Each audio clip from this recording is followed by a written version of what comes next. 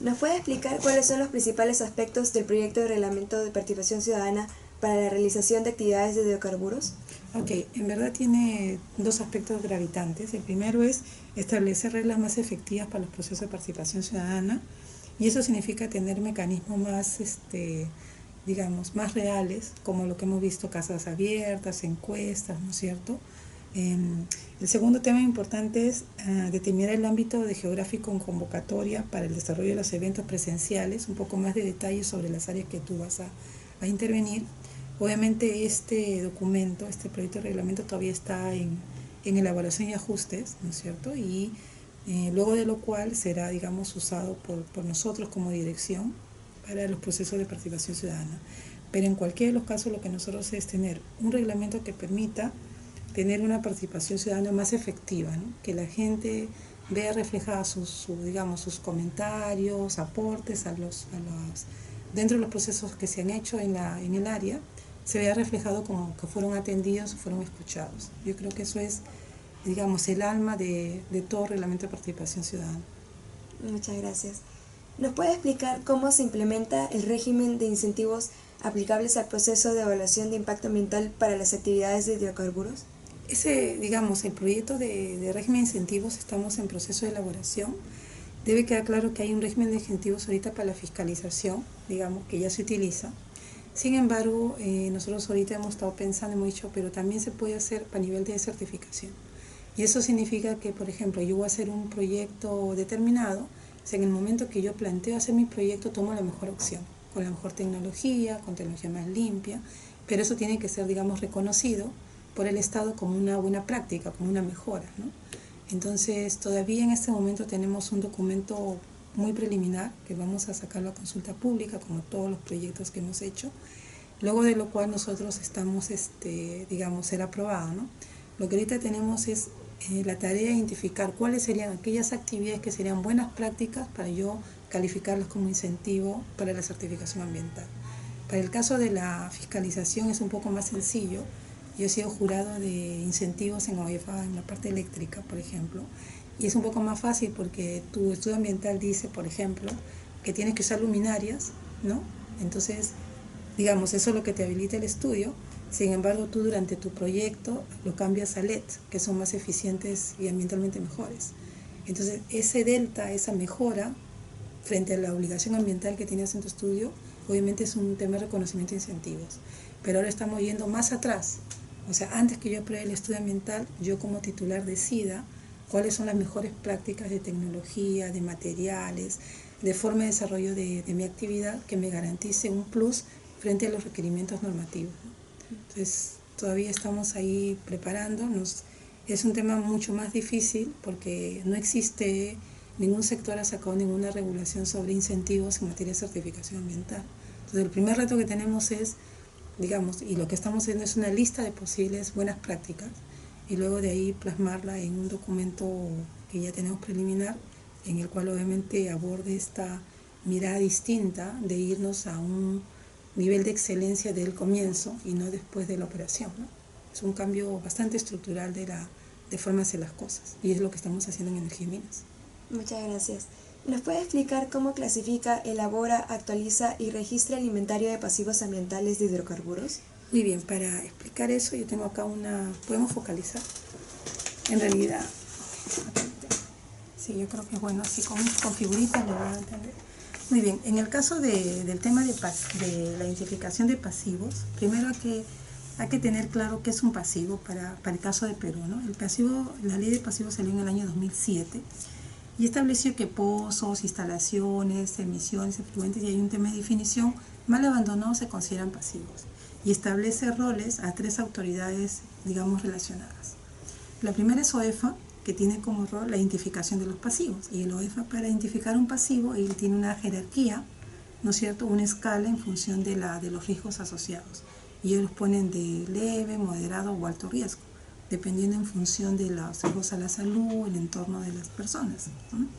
Muy bien. El segundo nivel entra ya Energía y Minas, ¿no? Con esta información que nos da OEFA, que es el inventario de pasivos, y justamente tu pregunta va, ¿cómo administramos esta información? Lo que nosotros hacemos en el ministerio, una vez que llegan los documentos de OEFA, nosotros hacemos una revisión. En algunos casos hemos encontrado, por ejemplo, que les ha dicho que es pasivo, y nosotros cuando hemos hecho el cruce con Perú Petro dice, no, ese pozo todavía está operado hasta tal año. Entonces, por lo tanto, todavía no es pasivo porque sigue siendo en operación. O sea, hay algunos temas de información que se van ajustando.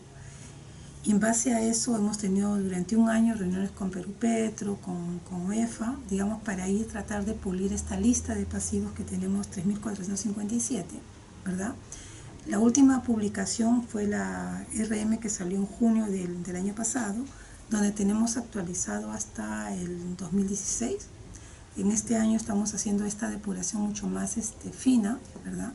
Pero ¿qué nos dimos cuenta? Que era necesario tener un reglamento que establezca más detalles sobre la forma de hacer estos procesos en la identificación de pasivos. Y también que establezca las responsabilidades que órgano de línea del Ministerio de Energía y Minas va a ser el responsable por la identificación del responsable que tendría que entregar un plan de abandono.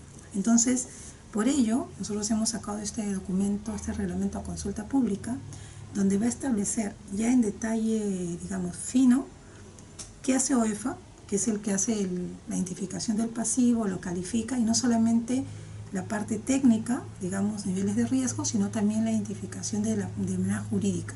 Quién estuvo ahí, cuál fue el último operador del área. Luego de ahí vamos a tener este inventario, con esta información, nosotros administramos un registro. ¿Cuál es el cambio importante acá? Antes este registro tenía que ser aprobado, y esperemos que cuando se apruebe esto sea de esa forma, por la resolución ministerial. Pero el problema es que este registro es un documento muy dinámico, ¿verdad? Entonces por eso es que ahora se propone que sea con resolución del director nada más, de nosotros. Luego de ahí, una vez que nosotros identificamos el tema del inventario de pasivos, viene el tema más importante de rol de nosotros como Energía y Minas, la identificación del responsable. ¿Por qué es importante identificar al responsable? Porque este titular o el Estado va a tener que hacer un plan de abandono. En el caso que es el Estado, el plan de abandono y todo ese proceso lo presenta la Dirección General de Hidrocarburos, que también es parte del Viceministerio de Hidrocarburos. Muy bien. Una vez que ellos presentan este plan de abandono, ¿qué es lo que va a suceder? Ingresa como cualquier plan de abandono, cualquier estudio ambiental, y nosotros como Dirección de Asuntos Ambientales de Hidrocarburos, nosotros lo vamos a evaluar. Una vez que se evalúa, se aprueba el plan de abandono, se ejecuta, y ¿quién entra? OEFA a fiscalizar que se cumplan las obligaciones. ¿Cuál es lo relevante de esta mirada en pasivos, ¿no?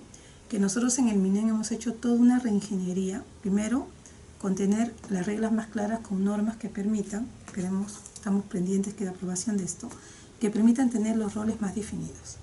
¿Qué otra cosa hemos hecho? Y eso es importante y es histórico también decir, nosotros hemos habilitado recursos.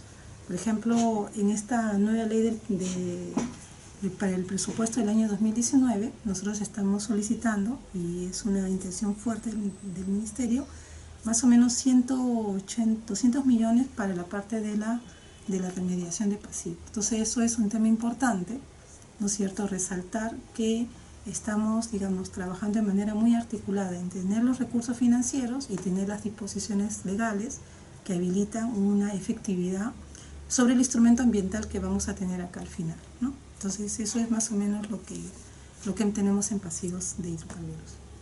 Gracias. Continuando un poco con la remediación de los pasivos, ¿nos puede explicar con ejemplos cómo su dirección vela por una adecuada remediación de los pasivos ambientales del subsector hidrocarburos? Claro, bueno, en realidad creo que solamente es remarcar dos cosas, ¿no? Primero, que estamos ajustando la norma que permite tener esa trazabilidad, definir las responsabilidades, y es lo que ustedes ven en la presentación. Y por otro lado también, y hemos hecho coordinaciones internas para tener los recursos financieros para que se ejecuten. Entonces yo creo que ese es un binomio importante que nos permite a nosotros, digamos, asegurar que esto se dé. Y otro componente importante también para esto es que durante un año hemos tenido reuniones con Perú Petro y con OEFA, porque nos queda claro que una vez que se apruebe el estudio ambiental necesitamos los ojos del fiscalizador para que supervise que el instrumento ambiental se cumpla. Gracias. Disculpe, ¿tendrá algún ejemplo sobre cómo su dirección vela por el adecuado y oportuno abandono de las actividades del subsector hidrocarburos, un ejemplo específico? Claro, en realidad creo que el ejemplo más claro es el tema de la nueva regulación que hemos sacado para planes de abandono,